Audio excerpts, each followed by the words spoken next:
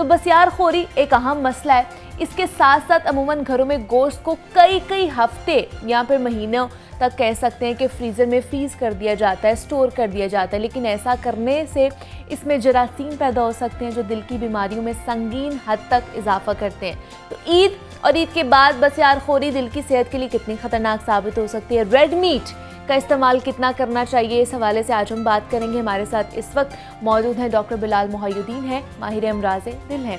Doctor साहब आपको welcome कहती हूँ जागो लाहौर में, कैसे हैं आप? वालेकुम सलाम जी, बहुत बहुत शुक्रिया, thank you, great to be here.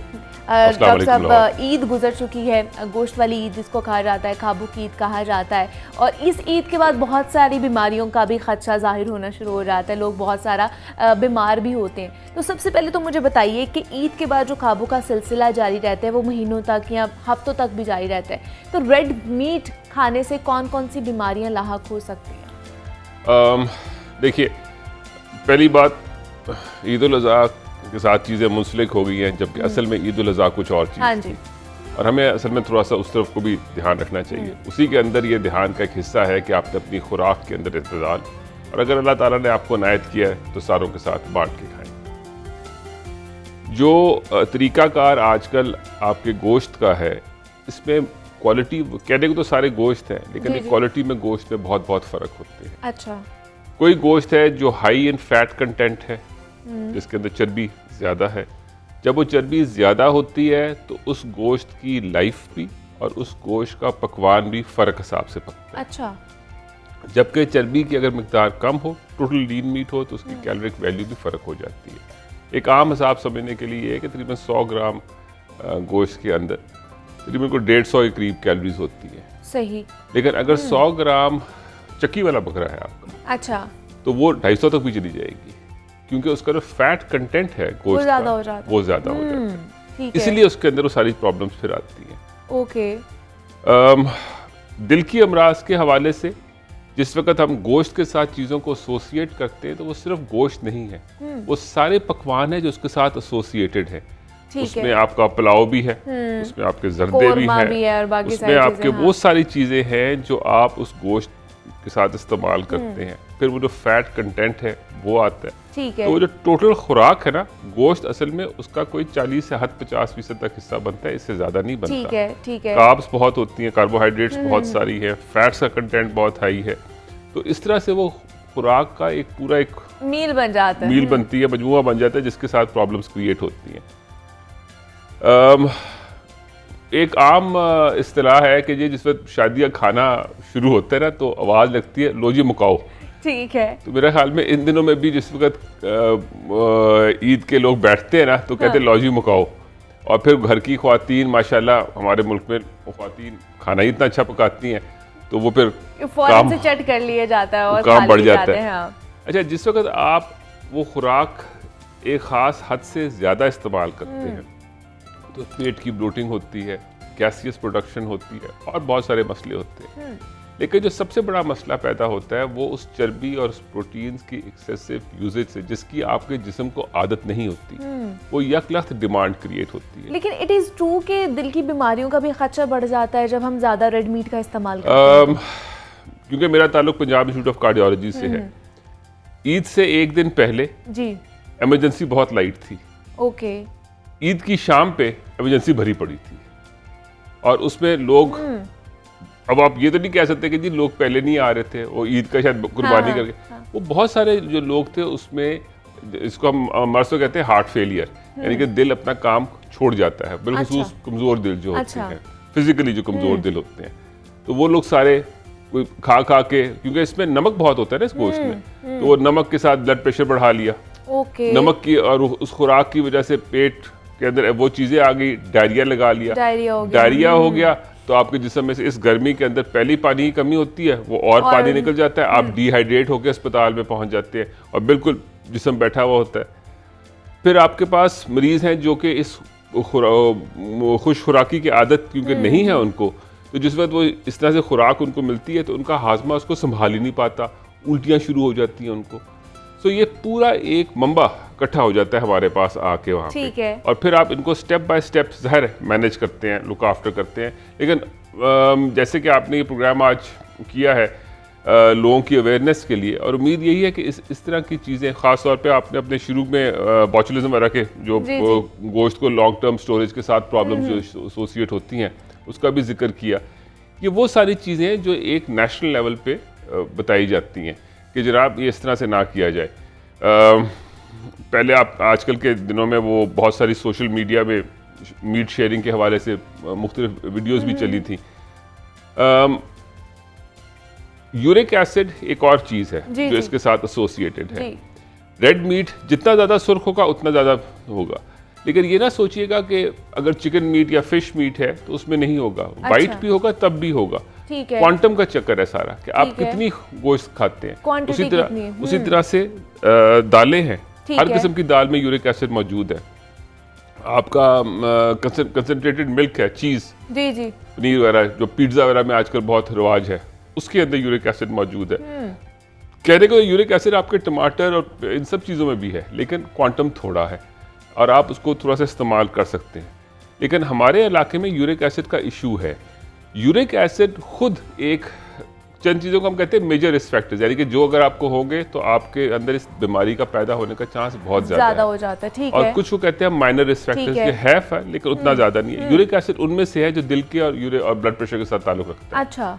सो जिस वक्त आपने यूरिक एसिड हाई किया अपना, साथ ही आपने अपना ब्लड प्रेशर भी तेज़ कर लिया और खुदा ना करे आपकी कोलेस्ट्रॉल भी तेज़ होगी, तो आपने तो अपने लिए पूरी तैयारी पकड़ ली है कि अब मैं उस तरफ चलूँ। हमारे यहाँ लेकिन क्या डॉक्टर साहब रेड मीट खाने से ये जो ऑर्गन मीट भी होते हैं, हम लोग जैसे पाए खा लिए, निहारी, ब्रेन मसाला, ये सारी चीज़ें भी इनकी वजह से भी कहते हैं कि बहुत ज़्यादा कोलेस्ट्रॉल लेवल जो आपका बढ़ जाता है? बिल्कुल बढ़ता है, और वो उसकी वजह सिर्फ मीट नहीं है। वो जो आपकी निहारी है उसमें सिर्फ गोश्त नहीं है। हाँ। उसमें दबा के घी और तेल डलता है। और कई माहिरीन का शायद ये भी ख्याल है कि हुकूमत ने जो चीज़ें इतनी महंगी कर दी ना, शायद इसलिए चाहती है कि लोग कम से कम इस्तेमाल करें। लेकिन हकीकत ये है कि आपके यहाँ ये एसोसिएट किया जा रहा है मीट के साथ, लेकिन वो उसकी कुकिंग टेक्निक्स हैं। अगर आप अपने गोश्त को एयर फ्रायर के साथ कुक करते हैं, फैट फ्री कर लेते हैं, तो उसकी सेहत पे बहुत मुस्बत असरात है, ना कि अगर वही गोश्त आप डीप फ्राई करते हैं। डीप फ्राई जैसे कि बर्गर्स के अंदर जो पैटी होती है वो डीप फ्राई की जा रही है, तो वो डीप फ्राइड के अंदर पे जो फैट्स की फॉर्म्स क्रिएट होती हैं वो जिस्म के लिए बहुत हार्मफुल है। अच्छा, एक आध दफ़ा से इतना शायद मसला ना हो, ठीक है, लेकिन जब आप बार बार बच्चे करते चले जाते हैं, इसीलिए आज हमारे मुल्क में, हमारे शहर में, हमारे अस्पतालों के अंदर 20 और 30 साल की उम्र के लोगों का हार्ट अटैक के साथ आना कोई एक आम बात हो चुकी है। हाँ जी, और यही वो वजह है कि हमारी डाइट्स के अंदर इश्यूज हैं। ना ही आज हम उस किस्म की एक्सरसाइज करते हैं। मुझे अपने बचपन के दिन याद है जब लाहौर के अंदर साइकिल होती थी। आज साइकिल ढूंढे नजर नहीं आती। कुछ एक आध इलाकों में नजर आ जाए तो आ जाए, बाकी सब आपकी माल रोड वगैरह पे सब मोटरसाइकिल ही चलती हुई नजर आएगी आपको। यानी कि वो जो फिजिकल वर्जिश थी वो खत्म हो चुकी है। ठीक है। सो हम लोग क्योंकि फिजिकल वर्जिश से दूर होते जा रहे हैं, हवाओं में पोल्यूशन बढ़ती चली जा रही है, और फिर हमारी खुराकें सारी उस तरफ को रुख इख्तियार कर रही है। ये रेड मीट बिल्कुल एक मूजी चीज़ है, बिलखुसूस जब आप उसको हाई कंटेंट के साथ स्टेक्स में और डीप फ्राइज में इस्तेमाल करते हैं। लेकिन जो चिकन मीट है उसके भी इसी किस्म के मसाइल हैं, और फिर उसके अंदर और दूसरे मसाइल आ चुके हुए हैं जो कि आर्टिफिशियल फीड्स के साथ एसोसिएटेड है। लेकिन डॉक्टर साहब फिर कंट्रोल कैसे किया जा सकता है? अगर खाना है या बिल्कुल ही ना खाएं, जिनको दिल की बीमारी है, कोलेस्ट्रॉल का मसला है, ये यूरिक एसिड का मसला है, तो वो उनको तो डॉक्टर्स कह देते हैं कि बिल्कुल ही आपने रेड मीट नहीं खाना है। देखिए, इंसान ने खाना है और डॉक्टर जितना मर्जी मना कर लेना, जिसको आदत है ना वो बाज नहीं खाना है। हाँ जी, ठीक है। तो उसमें सिर्फ बेहतर ये चीज़ है कि उसका इत्तेदाल का इस्तेमाल करें। अच्छा, ठीक है। क्वांटम्स थोड़े रखें, और जैसे कि सुन्नत है कि आप भूख रख के खाना खाएं। वो जिस वक्त हम लोग इतना खा लेते हैं ना कि मधुए होके उल्टे होके पड़े होते हैं, वो चीज़ हमें ले डूबती है। अच्छा, थोड़ा खाओ, बेशक बार बार खा लो। सुबह थोड़ा सा खा लिया, शाम को थोड़ा सा खा लिया। जैसे कहते हैं ना कि ज़ुबान का जायके के लिए तो एक बोटी बहुत है, नीयत के लिए तो बकरा भी थोड़ा। लेकिन क्या वो रोज़ाना की बुनियाद पर खा सकते हैं? इसकी डेफिनेशंस हैं आपके हिसाब से कि आपको किस तरह की ज़रूरत है। एक बच्चा है जो ग्रो अप कर रहा है, उसके लिए क्वांटिटी ऑफ प्रोटीन की ज़्यादा अहमियत है। एक दूसरा शख्स है जो बॉडी बिल्डिंग की तरफ गया हुआ है, उसकी क्वांटिटी ऑफ प्रोटीन फ़र्क हिसाब से रिक्वायरमेंट है, वो 30 से तकरीबन 40-50% पे चला जाता है। लेकिन एक शख्स जो कि उम्र के उस हिस्से में आ गया है जहाँ पे उनको इस चीज़ों का ध्यान रखना है, तो वो अपने प्रोटीन्स और फैट्स को कंट्रोल करके ज़्यादा कार्ब्स की तरफ जाके अपने आप को कंट्रोल करता है, बशर्ते कि उसको डायबिटीज़ नहीं है। अच्छा। और अगर डायबिटीज़ वगैरह कोई ऐसी चीज़ है तो फिर वो उसको मुताबिक अपनी डाइट को डाइटिशियंस के थ्रू और डॉक्टर्स के थ्रू करेक्ट करवाता है। एक सिंपल सी चीज़ है, अगर आपको अपने डाइट के लिए हिसाब रखना है, अपना वज़न कर लिया करें हफ्ते में एक दफ़ा, और ये देखें कि आपका वजूद भारी तो नहीं होता जा रहा। अच्छा। आप इंची टेप लेके अपना नाफ के इर्द गिर्द अपने आप को नाप लें और देख लें कि आपका वजूद तो नहीं बढ़ रहा।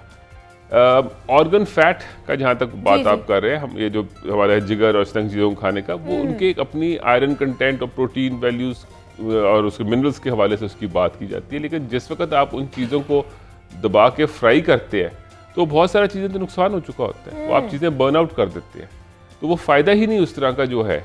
Light cooking is something different and deep frying जो उसके मादनियात को आगे से और विटामिन्स को खास तौर पे डिस्ट्रॉय कर देती है, फिर वो फ़ायदा नहीं रहता। लेकिन जो हमारे घरों में सालन के फॉर्म में बनता है उसमें भी हमारा तरीका सही नहीं होता, जिसकी वजह से जो उसकी न्यूट्रिएंट वैल्यू है वो कम हो जाती है। एक मुताद अंदाजे के मुताबिक पंजाब के अंदर जो एक एनालिसिस कुछ साल पहले किया गया था, उसमें हमारे यहाँ जो ओबेसिटी यानी कि मोटापा एक ख़ास हद से ज़्यादा वजूद का भारी होना, उसका कंटेंट अच्छा खासा हाई है। अच्छा। हम लोग कहने को बेशक एक इकोनॉमिकली डिप्राइव्ड मुल्क हैं, लेकिन अल्लाह ताला का लाख लाख शुक्र है कि तकरीबन 80-90% हमारे अपने मुल्क के अंदर खाने की प्रोडक्शन है। सिर्फ हमें एक तेल के हवाले से, ऑयल, कुकिंग ऑयल के हवाले से हम लोग है जिसके लिए हमें इम्पोर्ट बिल हमारा बनता है, लेकिन बाकी सारा गंदम शंदम हमारे यहाँ ही तकरीबन ग्रो की जाती है। तो इसलिए अगर आप गौर से देखें ना, वो पुराना जो मिसाल है कि जिदे घर विच दाने पूरे तो उधर कमले भी सियाने, तो ये उसी तरह से चीज़ है।